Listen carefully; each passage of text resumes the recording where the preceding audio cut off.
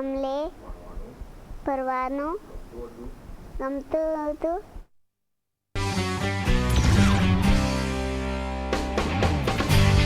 ભણવું એટલે વાંચવાનું ઓછું ગમતું પહેલાં મને.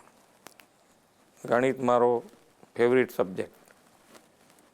એટલે પણ અત્યારે તો હું એવું 100% કહી શકું કે ભણવું જરૂરી છે.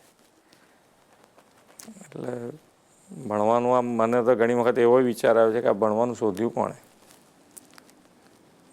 પણ ભણવું તો જરૂરી છે.